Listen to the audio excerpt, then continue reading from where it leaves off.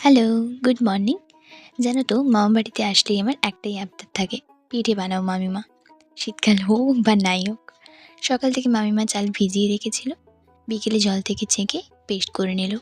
দেন ওতে পরিমাণ মতো চিনি আর এলাচ বাটা আর অল্প লবণ দিয়েছিল। এরপরে 500 দুধ দিয়ে আরও একবার ভালো করে মাখিয়ে নেব। একটা নারকেলকে ছোট ছোট করে কেটে নিয়েছিলাম।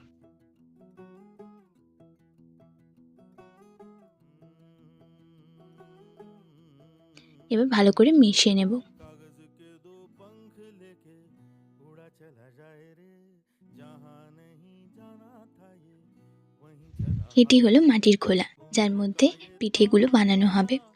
পিঠে सनम দেওয়ার আগে तेरे রিফাইন অয়েল ভালো করে মাখিয়ে নেব। होंठों पे जो দেন মিশ্রণটি দেব।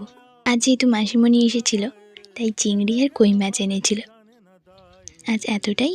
তোমরা সবাই ভালো থেকো। क्या টাটা। मुस्कुरा